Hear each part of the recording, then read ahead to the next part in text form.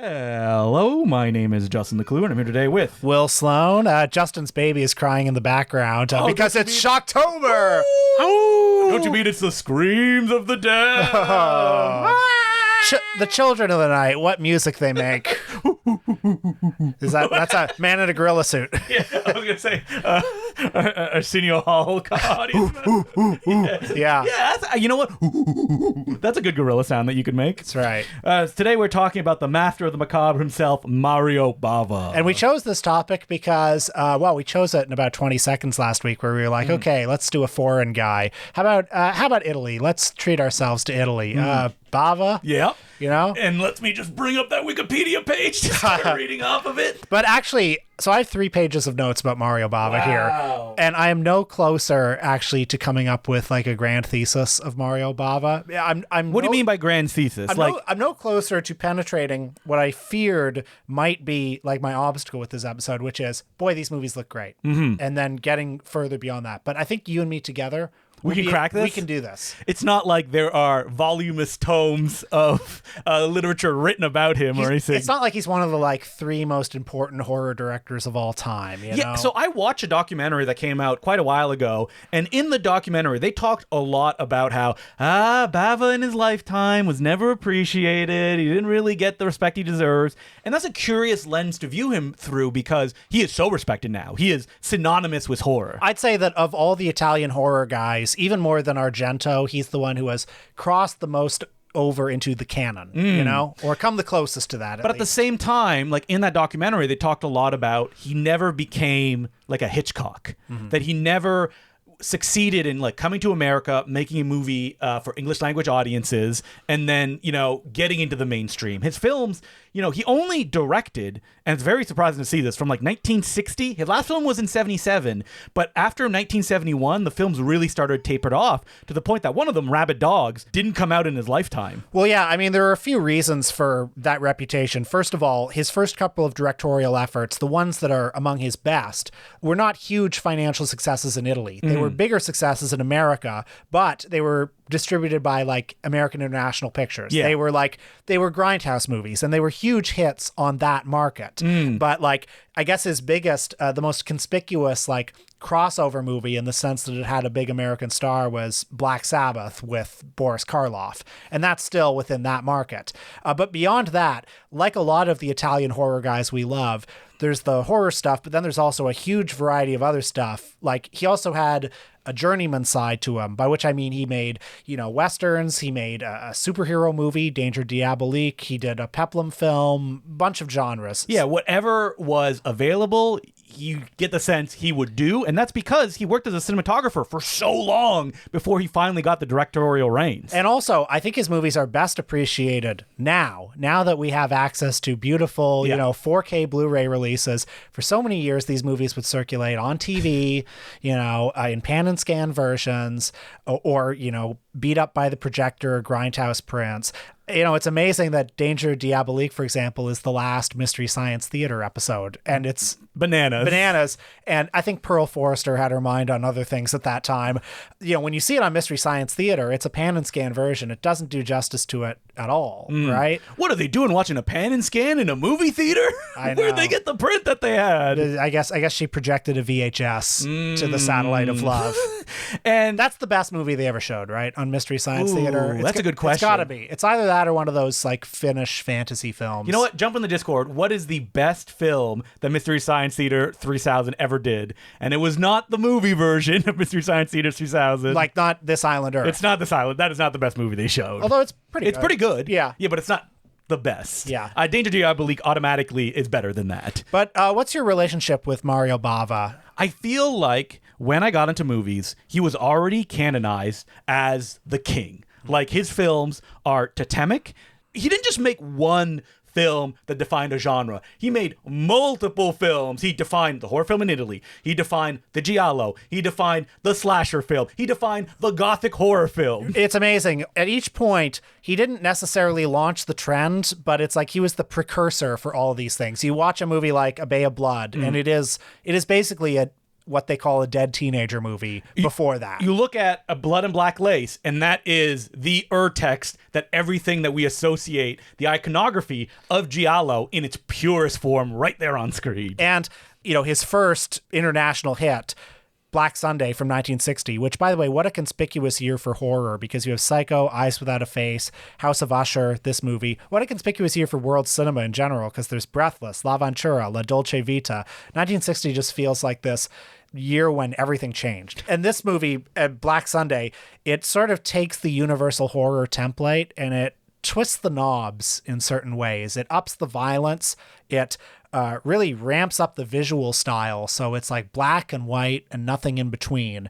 So it's this kind of like dreamlike version of a universal horror movie. You know what I mean? Yeah, when I think of universal horror films, they come from a Gothic tradition. But when I think of the Gothic horror film, I think of Black Sunday. And what you tend to forget, if you go a long time from viewing the movie, is that, like you said, one of the things that makes it so powerful is that it's like the movie you picture in your head, especially the violence in it. Right from the beginning, when Barbara Steele gets that demon mask put on her face, screaming as blood splurts out. It's like, wait, am I allowed to see this on screen within this context? It's funny, when I watch Black Sunday, it feels like I'm watching a memory, because there's something about the images that are, it's so heightened. The contrast between the black and white cinematography is so intense. It's like, yeah, there's black and white, and then there's film grain dancing between those two shades.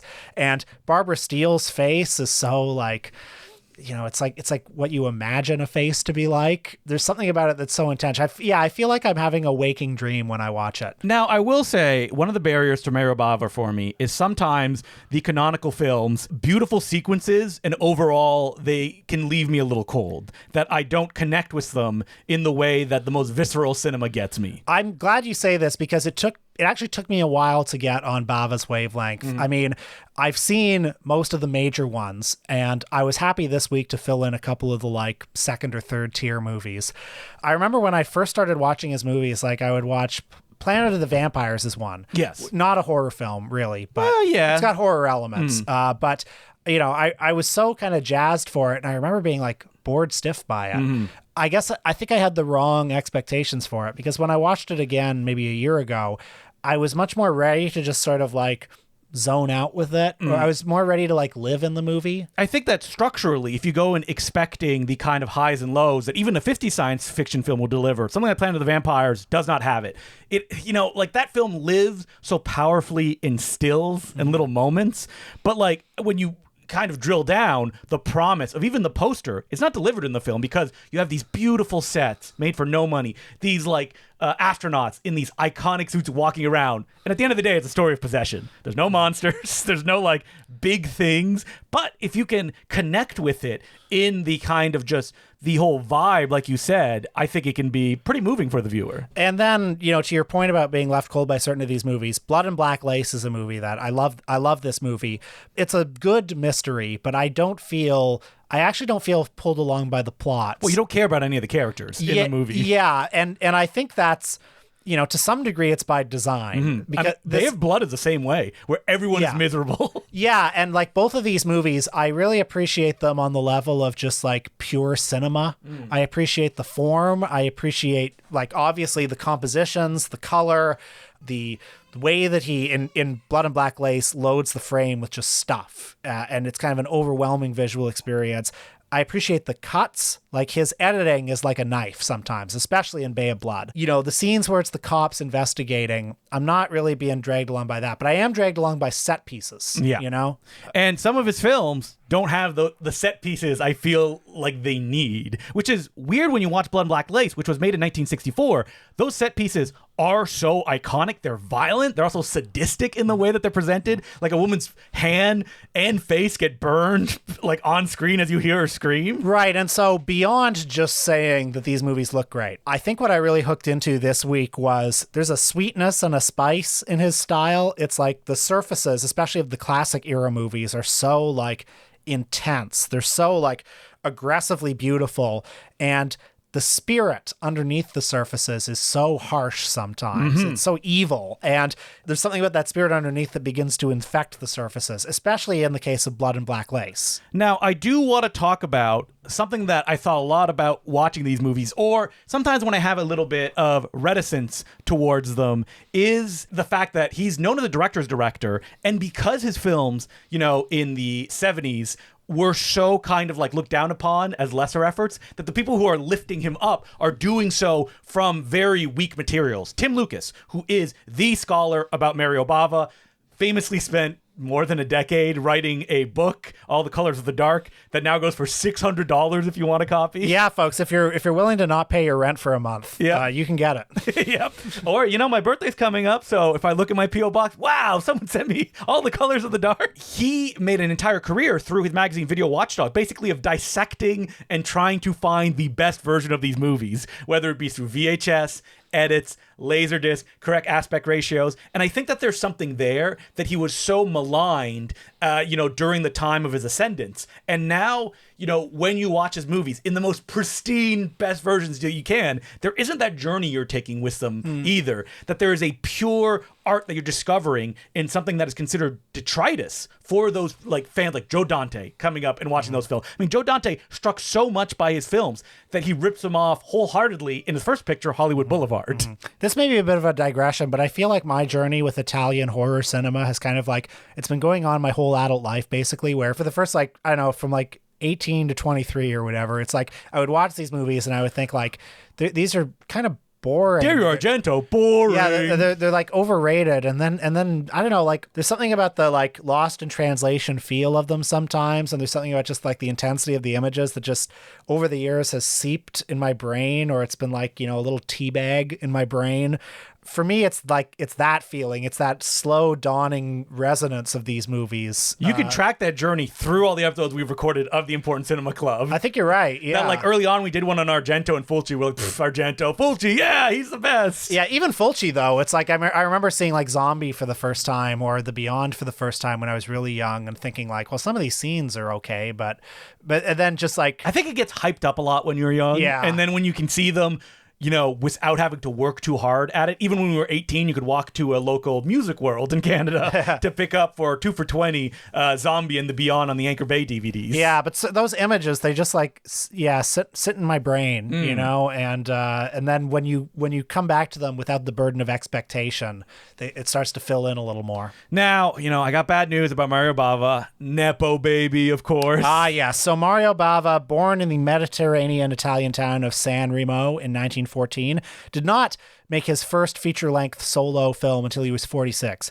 But his father was Eugenio Bava, cinematographer, special effects artist of great renown in the Italian film industry during the silent era. Most famously, in 1915, he was one of the 6 cinematographers credited on Caribia, the big, giant epic out of Italy. The Birth of a Nation before Birth of a Nation, basically. He also worked on early short films by Roberto Rossellini, and later became the DOP of such films as Hercules and Hercules Unchained. No, the films that defined the Peplum and made them very popular. If people don't know what that is a sword and sorcery. Wow, man, that's promising a lot. Mostly a big, muscular guy going through Greek legends, if you will. Should we do a Hercules episode at some point? Italian? Because I don't love those movies. Yeah, that's the issue. Except for the one I watched this week, which I did love. So, I watched so many of them and read so much about them when I did my Golden Ninja video release of The Fury of Achilles, and, they're just not that many good ones. And it's so frustrating when you watch them, where you're you just have to do these few things to get there. Well, I might as well say that this week I watched Mario Bava's great contribution to the genre, Hercules and the Haunted World, which sees Hercules basically going down to Hades and then coming back and then going back down again. And I loved it. Yeah. I can't agree with you on that one. So I saw what you said on Letterboxd. And you know what? After I saw your review, I watched it again. You did? I did. Oh, my God. Okay, here's the thing. Beautiful film. You look at those stills, I love it. Holy moly. But Hercules, almost nothing happens in this film. He climbs a tree.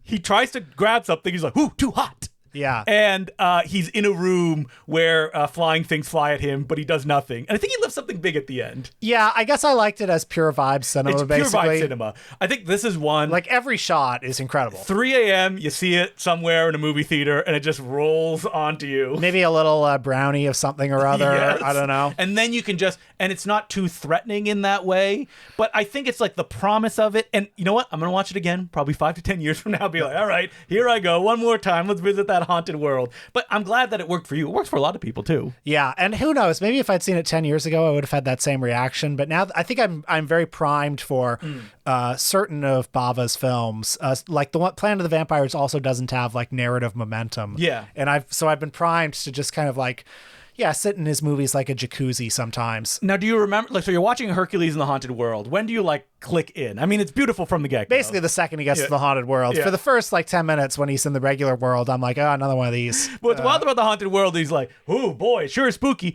All right, let's take a boat to somewhere else. I'm like, you're in the haunt. Where are you going? Ah, yes, the greatest challenge you have to do. Climb this tree. Whoopsies. Fell down. He's the mighty Hercules. Yep. Anyway, so Bava's directorial career began gradually. He, throughout the 50s, co-directed or ghost-directed or really completed, would be the more accurate term, a number of films credited to others, notably 1957's I, Vampiri, which was the first Italian horror film since the silent era. Directed by the great... I can make this movie. Oh, wait, no, I can't. See you later, Riccardo Freda. Yeah. Because it happened again when they did Caltiki the Immortal Monster, which is basically Italy's version of the Blob. That, like, Riccardo Freda's like, you know what? Here, you take it, Bava. You can direct this movie. Bava, the next year, also ghost-directed 1958's The Day the Sky Exploded, which was the first Italian science fiction film, credited to one Paolo Hush. Have you seen that one? No, I haven't. No. And for people that are not super familiar with Bava, he's not just a famous cinematographer. He was also a special effects technician. Like, both of them melding together gave a kind of grandeur to his vision that producers really liked because he could make stuff look expensive for almost no money. And so throughout the 60s, I mean, unlike a lot of Italian horror directors, there are certain of his non-horror movies that are beloved. Like Danger Diabolique is beloved. I haven't heard much about The Wonders of Aladdin from 1961, although I would love to see it. The Wonders of Aladdin? Yeah, he made a family film, you know? Oh, okay. But I think you'll agree that it's the horror movies where there's this, I think the dark heart is located in Bava. To the extent that I can get at something here that beyond just the movies are pretty and they're beautifully composed, I think it's in the horror films. It's in that dark spirit. I mean, if you look at his filmography as a cinematographer, he has like so many credits of movies that people don't usually talk about. And it's because he needs that avenue, whether it be fantasy or horror, to be able to indulge in the kind of impressionist and expressionist visions that he can bring to the screen so powerfully. So in the horror films, especially Blood and Black Lace, you see certain of the elements, you know, all the things that Siskel and Ebert would complain about later, you know, they're laid down for the first time there. As you said, Blood and Black Lace from 1964 is this proto-giallo. It's set in a beautiful fashion house. It's a film all about surfaces. Characters don't really matter. It is tongue-in-cheek from the opening where each character is presented under colored lighting as jazzy music plays, and they're all like set up beside a dummy as if to say, listen, these are all just kind of artificial people. We are moving through this narrative. And so there's an interesting melding between form and content here, because this movie and indeed this world turns these women into dolls, basically, or to pieces of meat. And it's very beautiful and it's very seductive and visually overwhelming in the first part of the movie. But it's by this same logic that the movie then starts killing them off one by one, by this masked giallo killer. And this is the, you know, iconic giallo killer, the black wide brim hat, the long trench coat, the faceless masks that they wear. And by the end of the movie, when it's revealed who's killing the people, there's no emotional catharsis. You're not like, yes, finally, I understand. It doesn't really matter, because what Bava is interested in are the sequences. And the set pieces are so powerful because he's setting down like, okay, this woman's going to be chased by the killer. She'll be crashing into a bunch of things as it happens. When she finally gets captured, she's going to be pressed up against a wall. A gross weapon that's almost impossible to imagine what the effects will be wielded and then utilized on her. In this case, it's like a weird hook thing that gets like pressed up against them. And in this movie in particular, I mean, in Black Sunday, the one before this, I feel like I'm able to hook into Barbara Steele because she's such a strong presence, and because like the tragedy of, well, the dual characters that she plays is so pungent, and you know, it's communicated so strongly through her face and her eyes. In this movie, I don't feel that same like hook into any of the characters. What? You aren't taken by the animal magnetism of someone like Cameron Mitchell. Hey, I love the guy. Yes. I love all these people. But what brings me along throughout this movie and what sustains it are, well, it's pure cinema, basically. Yeah. And like all of these scenes in particular, there's that, I think it's the second kill scene in Blood. That's the most famous one, yeah, where she's running through the empty kind of like model house where all the like models and props and things are there. Yeah, it's just like, it's cutting, it's composition, it's like the camera movements. It's the momentum built through all this that's bringing me along, which is like, it's pretty incredible he's able to do that. Like, if you look at Black Sunday and you break it down narratively, you would say on paper, like, it falls apart. It's like, wait, who is the main character? He just disappears for a huge chunk of the film. And then even Barbara Steele's witch character is always kind of in the background. She technically never leaves the tomb that she's trapped in the entire time. But it is so powerful in the little moment, the atmosphere, that it doesn't really matter if there's a narrative thrust in something like Black Sunday, because it's the image that will scar themselves in the viewer that at the time of the film's release, were probably expecting something studio bound and they understand what it means. And then you get something instead like Florey's Murders at the Rue Morgue or Ulmer's Black Cat, where it's taking the form and pushing it further than it ever has in that, gothic context. So what are some of the other films you watched? So I also watched his last movie, Shock. But I don't want to jump too far, because like the thing about Mario Bava is it's kind of like going back to like an old, home where it's like, yes, I haven't visited in a while, but boy, I spent a lot of time here back in the day when I was getting into movies. And do you remember those Anchor Bay sets with like the slim DVDs? Yeah, that, sure. Sat on my shelf forever. I can see the box in my mind's eye right now. Because like when I got into his films, they were finally available, and that was like the big deal. It wasn't like you see them sometimes, you go and use DVD stores, like all the weird versions of them that like are escaping on the market finally in widescreen. Can I just say that I feel like the cult canon changed so much basically with the introduction of DVD. Absolutely. Like, when you read Video Hound's cult flicks and trash picks, I feel like, well, it's so much focused on like American independent cinema, like George Romero, Herschel Gordon Lewis, Troma, stuff like that. And I feel like, not that Suspiria wasn't a cult movie, but I feel like that stuff, probably because of the enhanced like audiovisual quality of DVD, it caught on after the millennium. I wonder how much power Laserdisc did have as well, because there you're getting the film in its original aspect ratio, but it's also such a high barrier of entry, almost as much as Blu-rays cost now, that like, did it canonize there? Because people are making choices of like, this is an important film, I'm putting it out on Blu-ray, will you buy it at this price point? You've probably read Roger Ebert's review of The Beyond, right?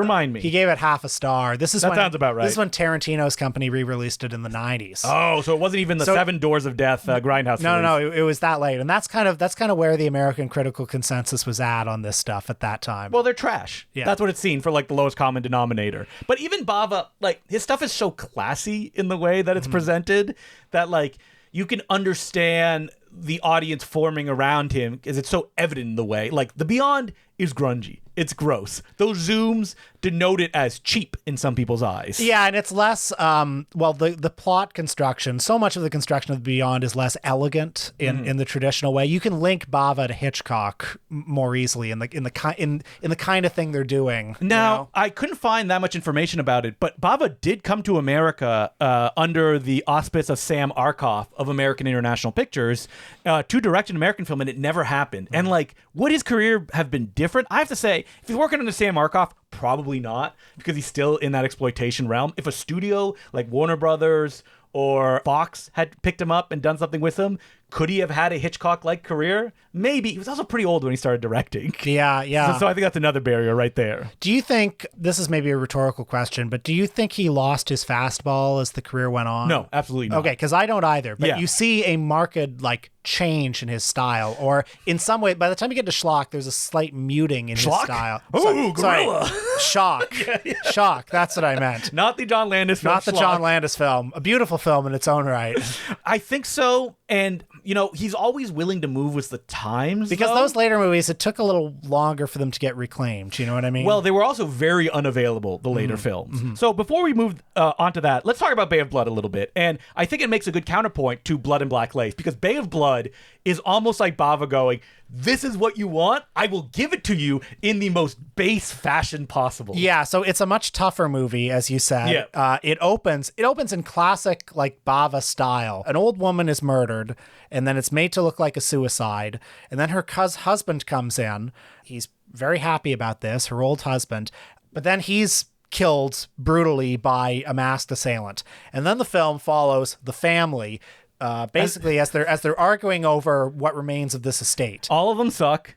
And all of them get killed one after another, and where they're around a bay of blood. Yeah, and the dead teenager thing comes in because they're just like a bunch of random teenagers who get murdered one after the other. Now this doesn't have the same like intense primary color vibe. It's much more. I'm not sure what word I'm looking for. It's more naturalistic in its visual palette. Stylistically, though, in terms of the editing, the compositions, it's exactly like Blood and Black Lace. And in fact, there's something about it that's. Like, I found it a quite harsh visual experience at times because there are so many scenes where his cuts are just so intentionally disorienting. Like, there's a scene where there are two people in bed. This is very early on, post-coital. And it cuts to this, like, intense close-up of somebody's, like, shoulder. And you're thinking, like, what am I seeing? What am I looking at? And then the camera pulls out. Or there's another scene where like it cuts to somebody, they're like eating this big like raw animal basically. And it's so close up on the animal or the squid or whatever he's got in his mouth. And it takes up so much of the frame. You're like, what am I looking? It looks awful. Whatever I'm looking at looks terrible. And then he pulls out. There are a lot of scenes like that in this movie. It's such a weird balance to pull, right? Because like you describe that and it almost sounds like H.G. Lewis or like Mondo movie, like, look at this. Mm-hmm. But the magic of Bava is he's presenting these things over the veneer of kind of beauty and like perfectly framed and shot, and then you're seeing sometimes the grossest things during this period that you could see. Just brutally violent murders. The kills are great. Yep. The hatchet murder, obviously, right in the face. What's famous is that like this movie was ripped off by the early Friday the 13th films. But those films are like, let's take any artistry out of this. So it's just the base thing. Like I've seen people say, oh, it's like a shot-for-shot remake of A Bay of Blood. It's not. It's like the idea of the kills and a killer going around killing them. That's it. It's also different in Friday the 13th because they want you to like the characters. Yeah, like there is a kind of fatalism in A Bay of Blood to the point that, like, spoiler alert for the movie, everyone dies by the end. Like, it's sometimes an ironic way. And that last way they die is incredible. Yeah. It's kind of like, this is what you want. No, crime doesn't pay. No one ever wins. Like, no Friday the 13th movie could ever end that way because that's not the structure you would expect from entertainment. That's right. And, the fatalism of the Friday the 13th movies, well, it's like what Roger Ebert said in that famous review where he was like, doesn't matter if you have a new boyfriend, doesn't matter if you're doing this or that, you're going to get killed, which is kind of like the Friday the 13th movies trick you into like loving the characters and then seeing them killed or sympathizing with them at least. And there's none of that in Bay of Blood. No, not at all. And Bay of Blood was a financial failure for Mario Bava and started to lead to a decline where he kept making movies and like they just could not get released. So for example, he did Baron Blood, which did do okay, but then Lisa and the Devil is the one that kind of like really gummed up the works. Have you seen this one? So I've seen the re-edited version. House of Exorcism, which his producer took the movie, cut out a lot of footage. The main film is, a beautiful old dark house movie with Telly Savalas. Well, it's very surrealistic in the way that it plays out. And like when they brought it to the Cannes film market, they could not sell it, which is why they did all this re-editing and reshooting. So there are there's this completely unrelated new plot that's a straight up Exorcist ripoff, completely inelegantly shot, very lurid and gross. And I believe Mario's son, Lamberto, a famous filmmaker in his own right, had some hand in that.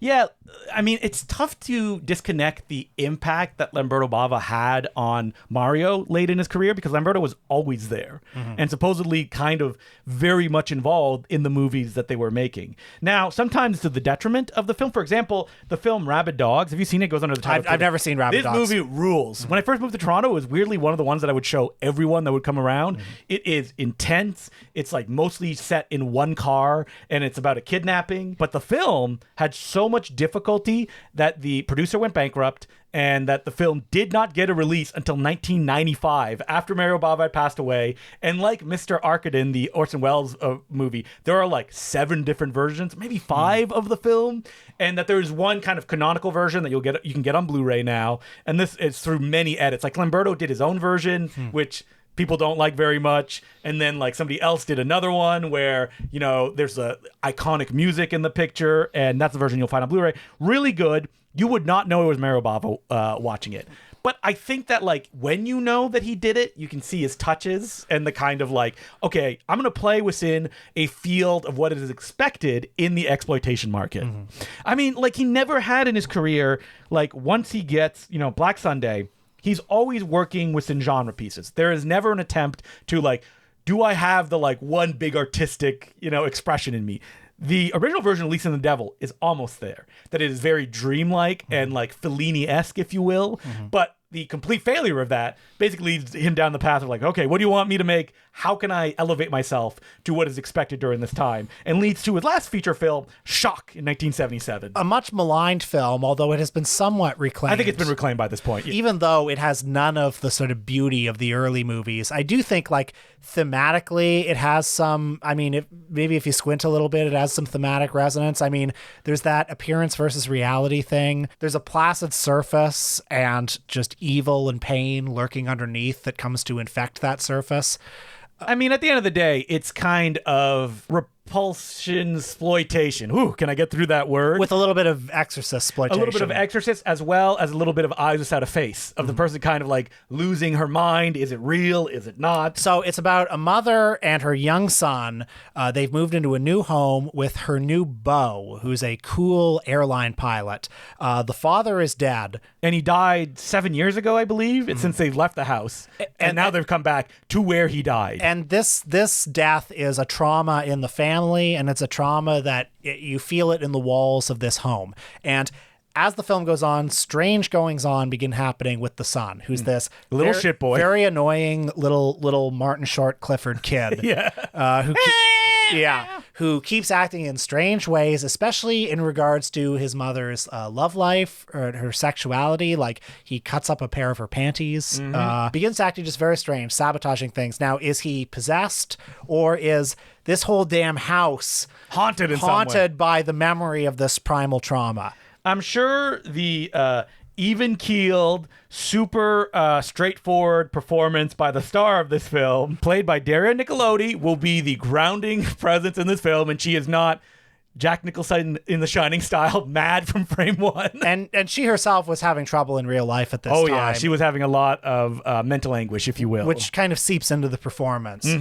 I think it's an interesting film. I like it. But what's weird is that like it takes a long time to get where it's going. And I feel like I wish it was escalating a little bit more as it went along. I hear you. I mean, I liked it more than I expected to, actually. And I think... Well, it was very maligned when I started getting into Mario Bava. To the point, it's like, don't watch this one. This was the bad one. Right. I kind of got that sense, even though, you go on Letterboxd and everyone I follow gives it 4 stars now, which is how you know it's been reclaimed. But, once the first 10 minutes were over and I got on the wavelength of this isn't going to look like the early ones. No. I did feel that sense of like encroaching madness and that sense of like trauma infecting everything. I felt that, When you think of Bava and the way that he uses violence, especially in his early films, I feel this movie gets there in ways that the more theatrical Italian exploitation director won't do. For example, there's like a scene where a hand comes into frame and it's holding a X-Acto knife,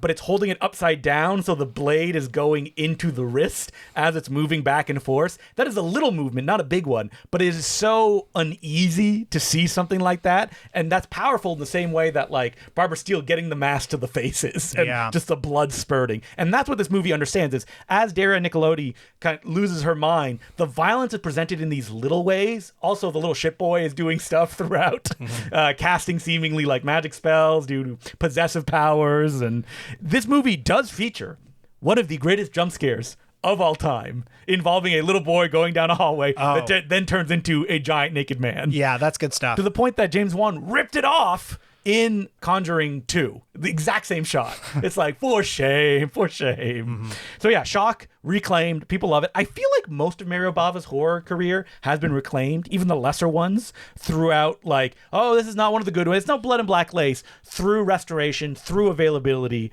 people have been really finding like the power in them. And I think that's great. And so the final frontier is the Aladdin movie he made from 1961, starring Donald O'Connor, folks. Donald O'Connor made a Mario Bava movie. I'm sure as, he wants to make them laugh. He wants to... Oh, sorry. sorry. The ICC correction department, Mario Bava is the uncredited co-director on this one. It is credited to Henry Levin. Oof, Henry Levin. But I'm sure that everything that's good about it is Mario Bava. You know what? Okay, sorry. I want to take that back because anytime I say like "ugh" in the name of a director that like directed many films, people are like, well, actually, yeah. Yeah. I mean, Henry Levin did Journey to the Center of the Earth. Jolson Sings Again. You know what? Mr. Soft Touch, Christmas Noir, also co-directed by Gordon Douglas. Pretty good. All right, good. Henry Levin episode. I mean, we'll do it because like we will get to every cinematic topic. Do people like Journey to the Center of the Earth? No one likes it. So I was thinking correctly. Oh wait, but here I see a 5-star review. So Henry Levin episode coming up. Genghis Khan, Night Editor. I still want to do my Lambert Hillier episode before we get to Lambert that. Hillier. Yeah. All right. Your mission. You got to find 2 good films. Okay, Dracula's Daughter. Okay. And then, hey, there are 100 more, so there's got to be one. Now, it's fun that we're doing Bava in Shocktober, but in any other time, I would have presented the non-horror Mario Bava. But the problem with that is that most people are like, yeah, they're not that good. I mean, people like Eric the Viking, but once you get like to Roy Colt and Winchester Jack, people are like, yeah, not so good. Again, Danger Diabolique. Yes. I think Hercules in the Haunted World, and that one has its fans. That was a horror film, though, Hercules in the Haunted World. All right. But Mario Bava, look, we're here. We're, breaking tradition. Great director. Yeah. He has his laurels now. If I asked my parents, do you know what Mario Bava is? They would give me a blank expression. So he's not that famous. Well, there was a Q&A that Darren Aronofsky was doing a few years ago where somebody asked him about Mario Bava and he stared blankly. No way. And there's no way he doesn't know who Mario Bava is. Apparently he didn't, and he just shrugged and said he didn't know who that was. So if Darren Aronofsky doesn't know. Hey, do you know who Satoshi Kon is, Darren Aronofsky? Oh, no, never heard of that filmmaker either. Yeah. That's for the real anime heads. They'll get the joke I'm making here.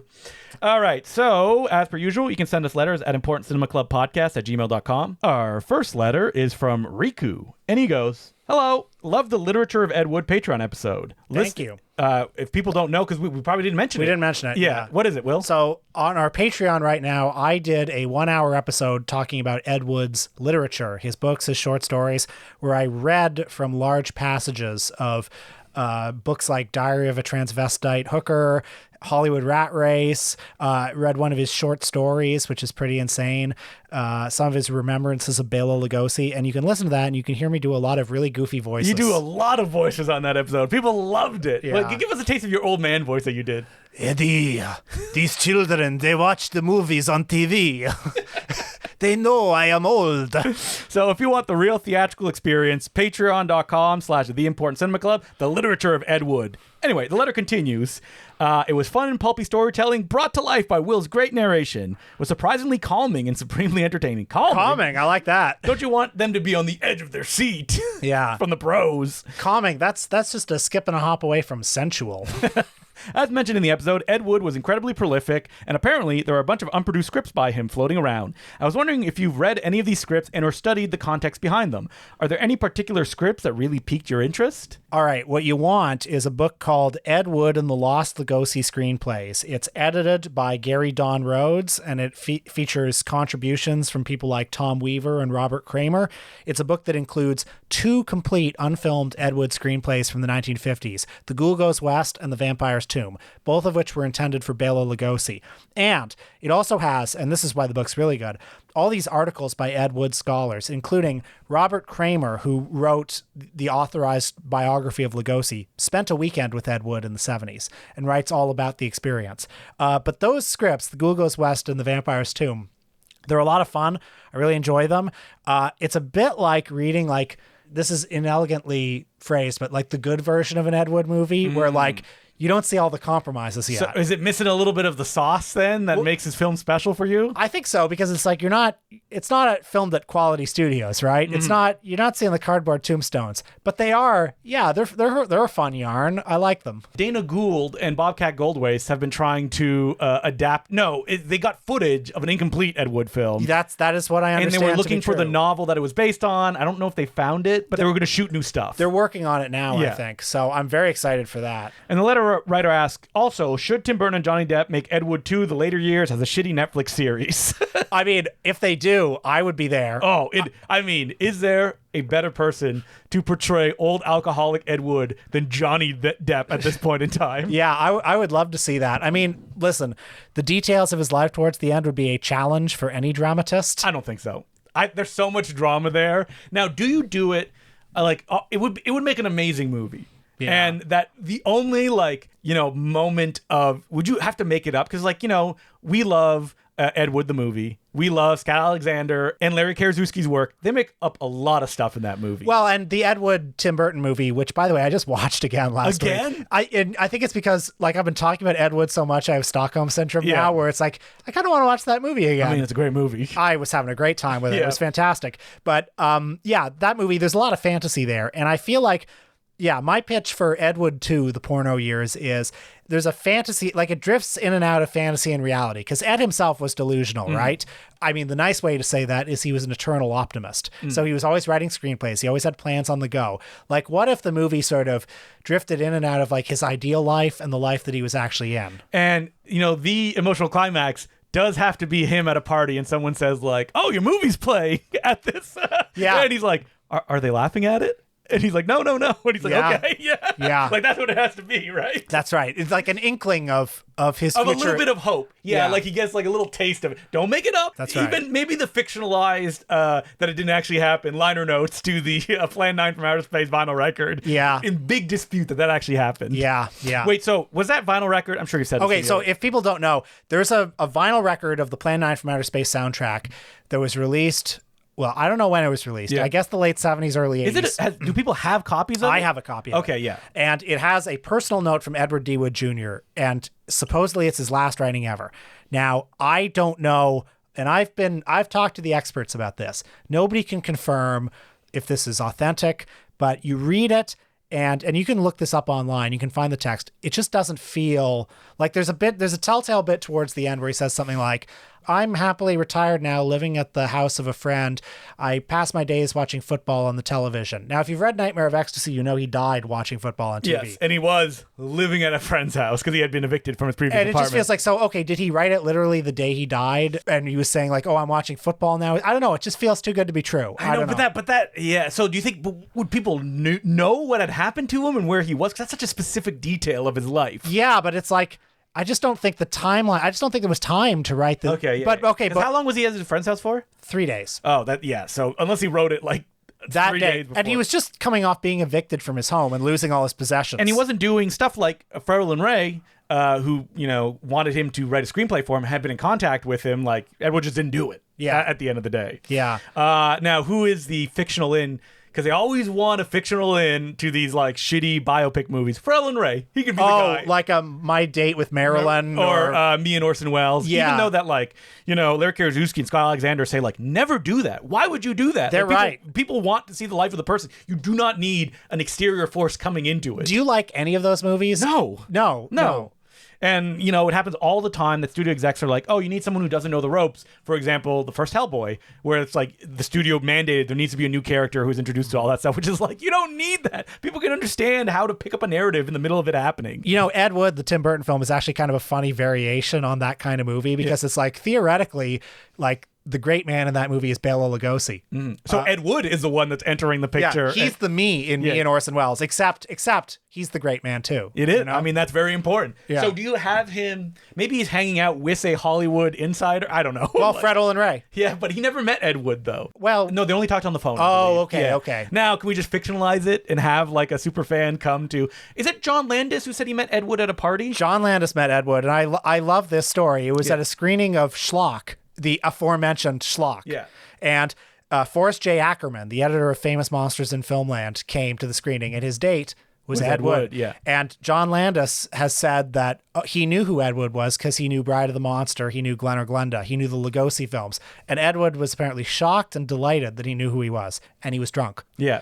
No. I know. His normal state of being for the last decades of his life. Yeah. Okay, so, I'm shocked no one has made a Ed Wood the later years movie. Well, because I think the dramatic challenge is who wants to watch the story of a bad artist who failed? Me. But it's a bad artist who was destined for a glory beyond him. That's right. And my new testament for Ed Wood is, what if he didn't fail? What if what if Diary of a Transvestite Hooker is actually like the painful expression of an artist on the fringes, you know? So I mean, geez. That book, someone was asking in the Discord recently, like, is that Nightmare and Ecstasy book any good? The one about Ed Wood? I was like, it is the tome. Yeah. Like, we wouldn't have any of the Ed Wood biography if we didn't have that book. I mean, I've read it front to back to front, and the last couple chapters are just so devastating. I think it's an amazing book because it just communicates first the joy of independent filmmaking, and then, you know, just the tragedy of his downfall. If people don't know, it's an oral history too, so you get to hear from everybody from their point of view as it goes along. And it's not always reliable. No, but you like people, you know, nothing is reliable. Like no one will remember anything 100%. Well, it's like a pointillist painting where you step back and you get the truth. Wait, what is Scott Alexander and Larry Kierzewski? What film were they recently announced that they're working on, a biopic? Oh, let me see. So there was that Jerry Garcia one. Oh no, even better. Yeah, so when it came up recently. It's announced that they're developing a young Bela Lugosi biopic. Oh man, there's a very dramatic story there. I want it. Yeah. I want it so bad. They're attached to so many things though that never happened. Like, I know. I wish the best for them, and I think that is a very powerful. Who would play young Bela Lugosi? Who could do it? Maybe somebody like I'm thinking of Alexander Skarsgård, or something like that. You know. He's how was Bela Lugosi very tall? I don't think he was that tall. Yeah. And how old was he when he finally comes to America to be in in his 40s, honestly. Okay, so he can get like an older actor to play him. Yeah. Oh man, that would be so good. Yeah. I'm surprised they didn't do like, you know, that Feud TV show that was happening? Oh yeah. Bella and Boris. Oh, that would have been a great season. Karina Longworth on her podcast. Did a whole series about that. And I think makes the case very strongly for how good it could have been. Yeah. I mean, what's interesting about the Bela Boris feud is there was no feud. No, there wasn't. Except Boris just felt bad for Bella. And Bella's like, damn that Boris Karloff. Yeah. He never said that cocksucker. He never said that, no. Bella never sweared, according to his son, who will sue you if you try to use the likeness of Dracula. He's still kicking? Lugosi Jr.? Lugosi Jr. is still alive. I don't know if he's kicking, but he's alive. Isn't it amazing that there's at least one person alive who met Bela Lugosi? Yep. It's like he died so long ago. Wait, there's more than one person. I mean, there's got to be more than one, but it's like I know one for sure, and it's Lugosi's son, who's still alive. Hey, if you've met Lugosi, drop us a line. The man died in 1956. Yes, so that's a long time ago. You would have to be probably at least 75 to have any memory of it. Okay, so our next letter is from Francis, and he goes, "The softness of aging. Hey guys, just wanted to say your podcast is the best when it comes to films, but as I listen from past episodes to the most recent, I can sense a softening in your opinions when it comes to films. I suppose it comes with age, for I must He's admit, talking about me. Yeah, I am far more sensitive to certain films now than I would have been in my youth. Just an observation. Now, what he means by softness, so I thought he meant critically, but then he says here, I'm far more sensitive to certain films. So is that like you're more moved or more kind of like reactionary to maybe film? Because you get more life experience, there are certain kinds of stories that like, for example, if you experience all the things you experience, love, death, all these things, that movies on those subjects start to move you more, which I would say is true. Yeah, you've talked about that. Yeah. That like you feel more emotionally connected with films now. Yeah, you probably do too, right?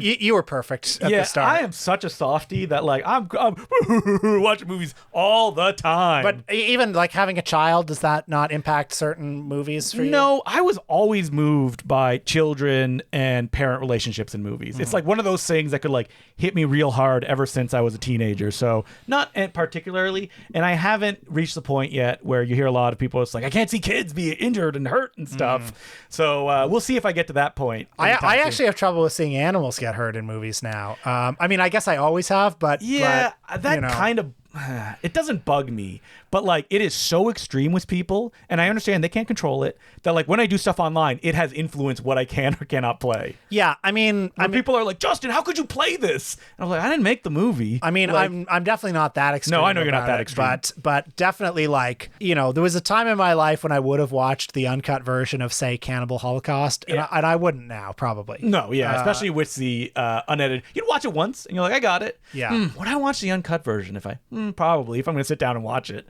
the full experience. I think I would, because I've already seen it. Yeah, you've seen it. How many times do I need to watch Cannibal Holocaust? Not that many times.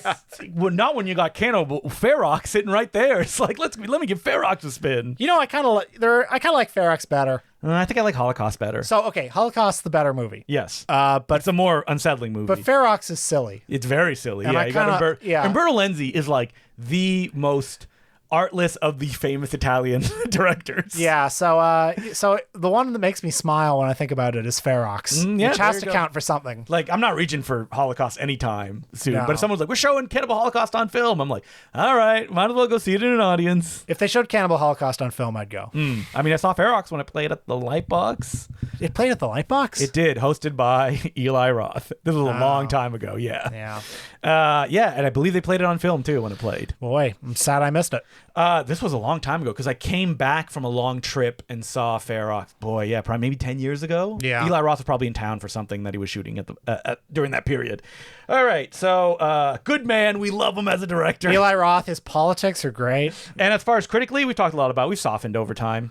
Yeah, well, I think I'm simultaneously more open to different kinds of movies. But also, you don't want to have to experience stuff that you know you will not like. Yeah, so I have much less patience for, like, there so many movies that come out in theaters now that I would have seen 15 years ago. I don't go see now. Well, what are some recent ones that you saw, like, they're coming out and you're like, I'm not seeing that? Hang on, let me pull up Box Office Just think Mojo. of TIFF, like of the big TIFF movies that are coming out. Well, okay, so I'm looking at Box Office Mojo, and it's like Black Phone 2. I don't need to see it. Oh, you saw Black Phone 1. You had fun with it. Not in theaters, though. So much depends on, like, if a friend is going or something, then I might go. Like After the Hunt with Julia Roberts. Do I really need to see that? Like Luca Guadagnino. Well, a movie that people don't even like. Yeah. So, okay, apologies.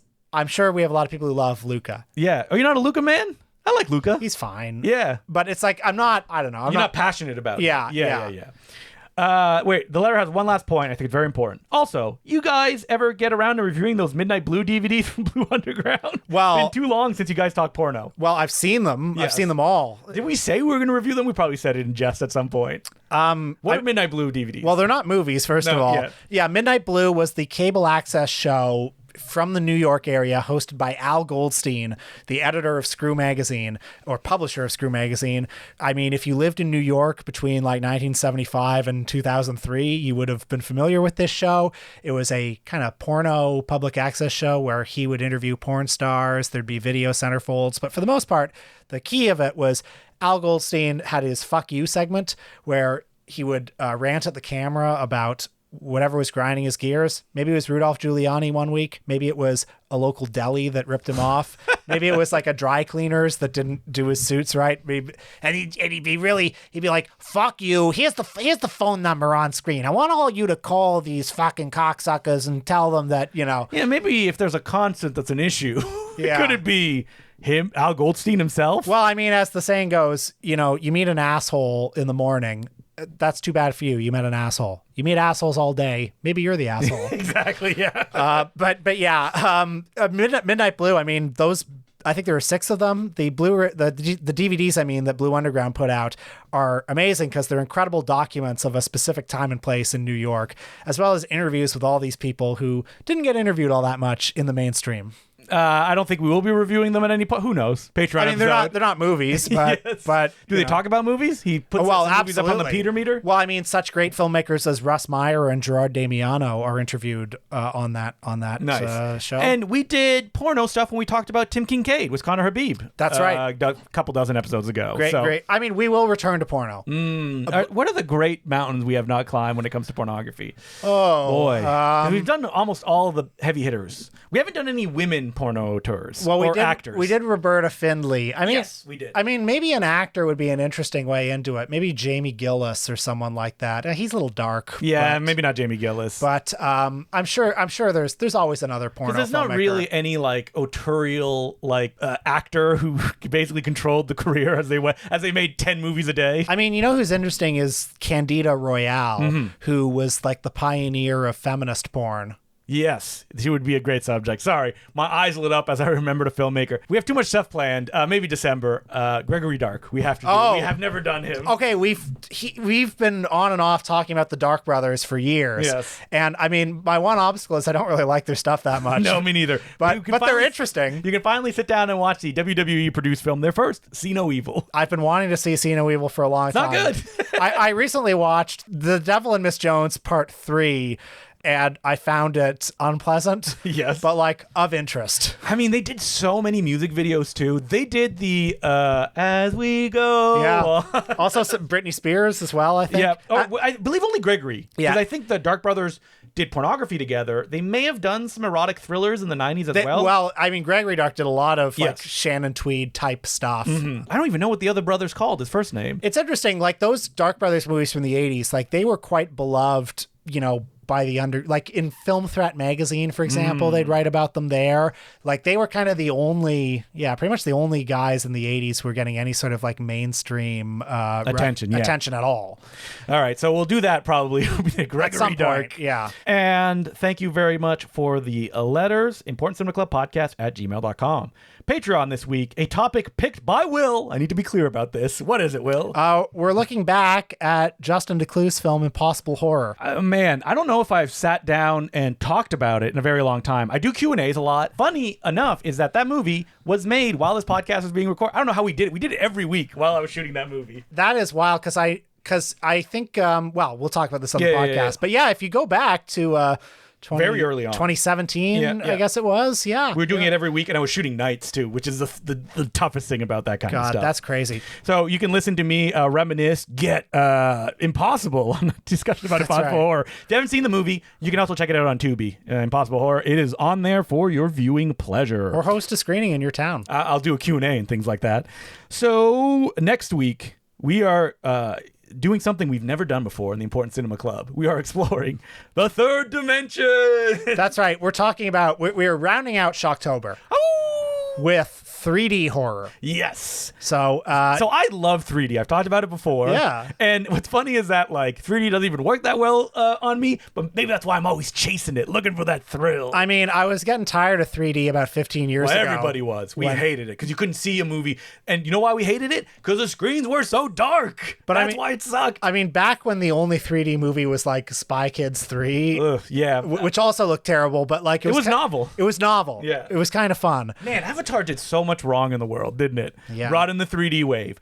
Got rid of all, celluloid projectors because it went full digital. But are we going to blame Oppenheimer for, well, actually, we should. He did create the atomic bomb, so, we should. Would someone else have done it? Would we have switched to digital? Of course we would have. But it's fun to be able to point at one event and filmmaker who led us down this path. So we'll be looking at 3D horror movies from different eras of 3D, from different waves. We'll, of course, be beginning with the ne plus ultra of 1950s 3D horror, House of Wax, starring Vincent Price. Get that ping pong paddle out of my face! Whoa, whoa. Have you ever seen that one theatrically? No, I haven't. When I was in high school, I went down to the Royal and I saw it in 3D. Man, I always think about the Fox did a 3D festival that showed everything on film, and I was like, I can go to something like that later. What was I thinking? They showed like a 3D movie every day for 2 weeks. Well, I've said it before, I'll say it again. I went to that one Friday night. the 13th. Friday the 13th 3D, followed by Flesh for Frankenstein. Yeah.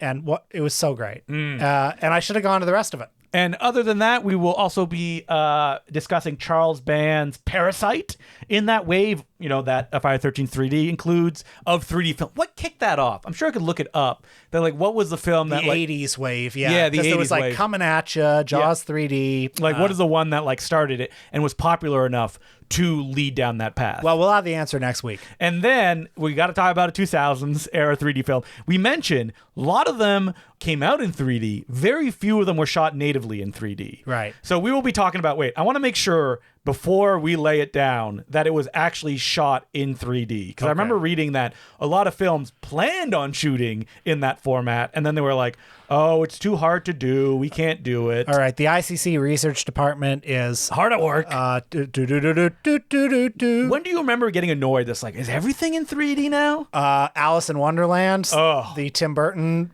film. Could that also be blamed for leading down that path? Because that movie made so much money. I think so. I think it was both like the peak of 3D. That movie came out like 2 months after Avatar as well. Like it was very soon after. And it was like a really high profile example of like, okay, post conversion. And Tim Burton's Alice in Wonderland is already such a dark looking movie. It's so dingy. And then to add like that, to watch it like you're wearing sunglasses was not great. And so, yeah, everyone saw that movie. It was made $1 billion. And I feel like everybody came away from it understanding that was a cash grab. And even though 3D continued for like 2-3 years after that. Oh, man. The wave of 3D TVs they were trying to sell us. Like, that's how big it was. Yeah. So I see here, cinematographic process in the tech specs on IMDb, Cineform RAW 2K dual 3D source format. There's other things, but it says 3D source format. So they shot in 3D. So we will be talking about Piranha 3 Double D. I want these motherfucking snakes off this motherfucking plane. Oh, wrong movie. Oh, okay. Man, will I be able to talk about at length John Gulager, the winner of Project Greenlight season 3 or 4, who directed that film? I will indeed. His father, Clu Gulager, famous actor, he co-stars in Return of the Living Dead. Yeah. And also just a mainstay in Hollywood for so long. He shows up in Once Upon a Time in Hollywood as that store attendant. It's all connected, folks. So 3D horror. That's what we're talking about next week. Until then, I'm Justin Decloux. I'm Will Sloan. Thanks for listening. For this very special Shocktober, Moneyvember, I would like to thank some of our new patrons, who include Zeke Fairley, Yevon Gordon, Maria L., Stephen Bass, A. Texera, Michael Larson, Tom Cassidy, Erica Leduc, Jacob Mervin, Timothy Gabriel, Stephen McFerrin, James N., Adamatron, Kus Namal, CM Crockford, and Elizabeth F. Thank you very much for becoming patrons. We would not keep doing this without you. Justin, I've been becoming a bit of a baseball guy. You son of a bitch. A few months ago, you kind of set a new trend on the podcast. You said you were giving up movies for baseball. I never said I was giving up movies. I think those were your exact words. You were like, enough movies. I'm a bit of a baseball guy now. And we were talking about some of the great baseball movies, Mr. Baseball with Tom Selleck, which you saw, right? Yes, and I thought it was solid. And you saw it's shot in scope. Yeah, that's the thing I remember most about it. Yes, a Fred Shepsey joint. I know we have some Fred Shepsey fans who listen. So I love that the hack or auteur argument or journeyman is still going on in the Discord. Not about him, but like people love bringing the subject up. And to be clear, me and Will are the final arbiters. So right, in our Discord, somebody was asking, is Bruce Beresford a hack? And I was like, Bruce Beresford, isn't he? Oh, and like the screen like. Bruce Beresford is such a hack that I think it goes beyond this. I think he needs to be in jail. Yeah. Like we need to Driving Miss Daisy. We need to and Driving Miss Daisy, to be clear, that's his peak. Yeah. Like since then. I'm setting down a new rule. So he was an Australian filmmaker. So people want to make the argument like early on, did he have some personal Australian project?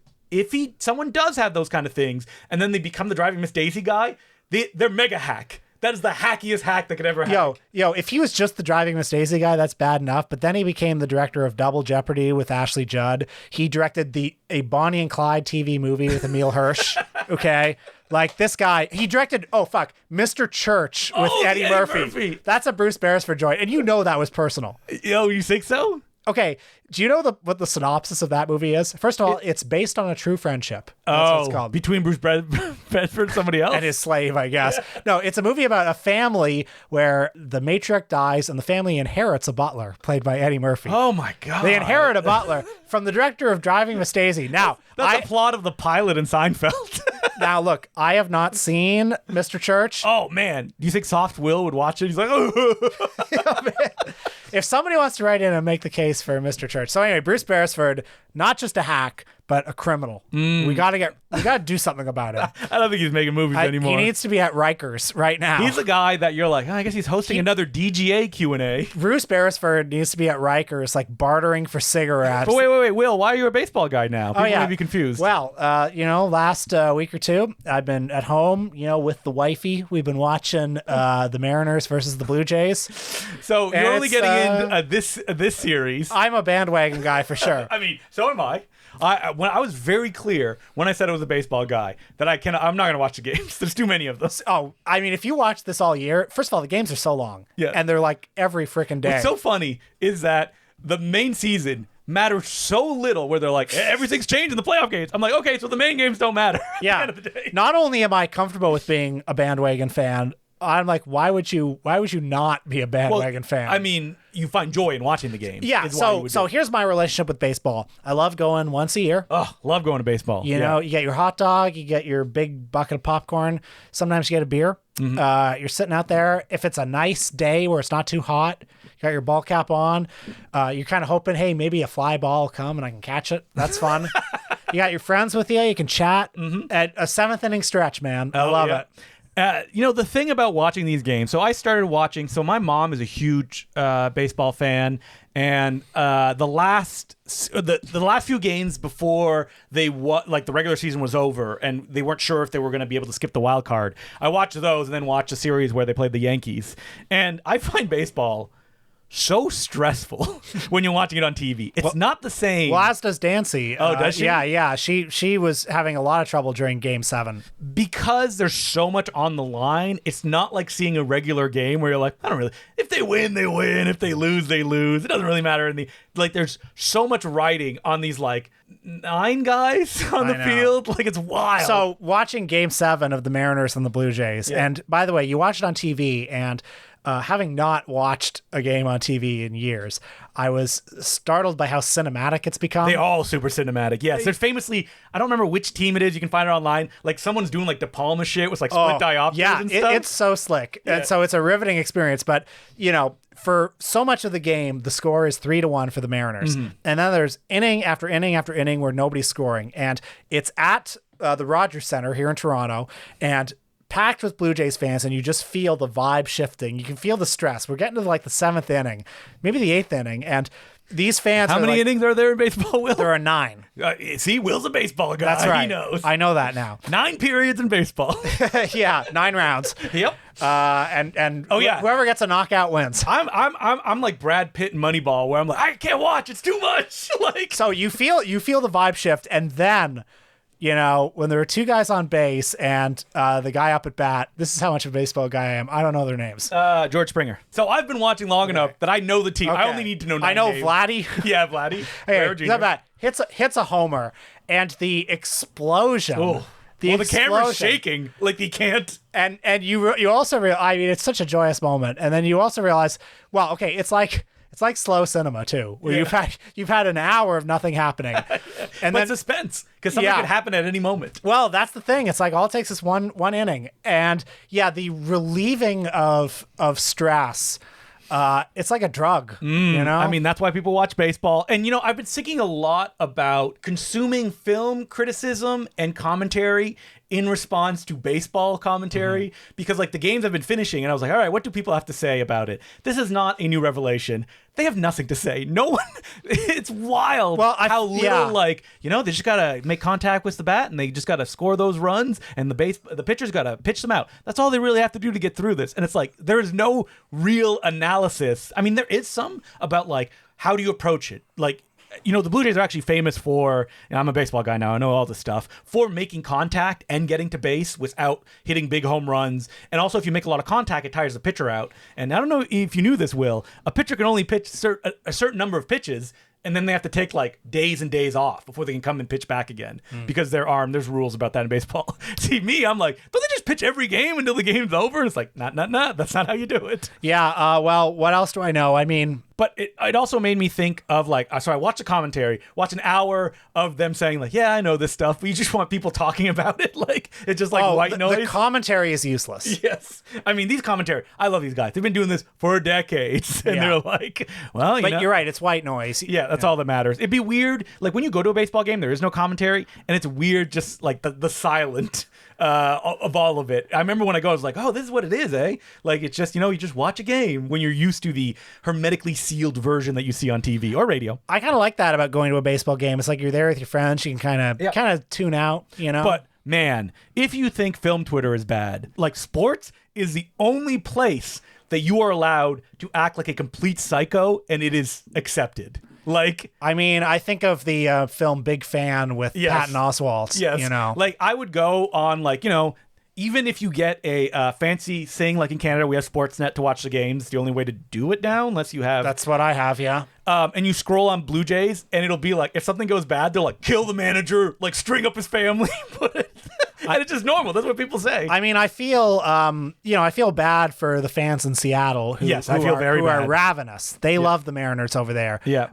And Who have never gone to a World Series ever. I know. And, I saw certain Seattle guys being understandably angry at Toronto who don't even want it. We don't even care here, which is not true. It's not true. No. 32 years and we've never gone to a World Series. But actually, what I'll say is whenever one of our teams does well, which happens once every 15 years, you feel a lot of deferred Maple Leafs energy. Yes. So like when the Raptors won like 6 years ago and there were riots in the streets after, I was thinking like, what's going to happen if the Leafs ever man. win? Like there will be looting, there will be fires. I don't think there was any fires or any. No, but a couple people were killed. There were some shootings. When the Raptors won? Yeah. Are you sure? I'm positive. You're like, I was reading the Toronto Sun. This happened. No, I'm positive. Okay. But anyway, what I'm saying is like when the Leafs win, which won't happen. The Leafs. The Leafs. Oh, that's never this is gonna what, this is happen. what I'm That's never saying. gonna It's like happen. Have you there's looked so at the much scores recently of the Leafs. Yeah, there's just so much because it's been 50 years since they've won, and this city wants it so bad. Like if it ever happens, this city may explode. Just burned to the ground. Yeah. I mean, I like baseball more than I like hockey. I know. Me I know, too. sacrilegious. when I it don't comes- care for hockey much at all. What's wild about George Springer, who everybody on the team loves. Do you know? So you don't know who this is, right? Not really. Okay, so this is turning. I mean, I know who he is now. Well, so they don't mention this when they talk about him. He was part of a team that famously cheated their way to wins. They were stealing the signs of what pitch was coming, and they would hit a garbage can to let people know. And he was part of that team. So people was like, he's a cheater, blah, blah, blah. Doesn't matter at the end of the day if you win, I guess. Like, Yeah, you can just look past that, and he's one of our guys now. That's all that matters. Thing is, he didn't get caught. Well, he did get caught. Oh, they he all did. got caught. Okay. Yeah, they got huge penalties like after they won. All right. Well, Yeah, there he got caught. There you go. What else do you want? He's paid his debt to society. you know what? If anybody has tickets to the World Series, me and Will attend, right, Will? Well, if you go to Ticketmaster now, it's like fucking $5,000. Isn't it wild that there is no laws about the maximum amount you can resell tickets? It's through their own system. It's awful. And back in '93 or whenever, I think it was '93. 92, 93, they won the World Series. You could get a World Series ticket for like what, $200? Could you? I'm not going to look into that. I've talked about this before because we talked about TIFF. When Ticketmaster was like, oh yeah, you can resell the stuff on our website. That was like, that is what? That should be so illegal. Well, now you go to big TIFF movies with huge stars and that have been sold out in minutes, and the balconies are empty because it's just scalpers who get them. Yep, and they can't sell the tickets. Yeah. But, me and Will be following the Blue Jays unless they start losing, in which me and Will are like, those losers. And by the way, they're going to start losing. I understand the Dodgers are unbeatable. But hey, you want to know something? You want the underdog story? Here's what happens with the Jays this year. It's like they'll lose 2, 3, then they'll come back. If they lose 3 in a row, it'd be very rare they come back because then they can't lose one game. I think the Jays are famous as being the comeback team. That they come back from nothing. So that's what I think. And there's so much Canadian pride out there. Vladdy Guerrero Jr., he has Canadian citizenship because he was born in Canada, and the rest of the Americans that are on that team. Here's what I would say to my beloved Seattle Mariners fans who are like we wanted it more. Yes. Here's what I'll say. I love my city. and when my city is playing, I want my city to win. Yes, I would agree. Even though that, man, Seattle played so well. I know. And if they sucked and the Blue Jays won, you'd be like, what were you going to do? But just a gust of air and the Seattle Mariners could have won. So, yeah. Except it was that manager of the Seattle Mariners. Fire him. I can't believe he brought in Brazo on that 6th inning. See, I'm a baseball guy now. I know all this stuff. Yeah.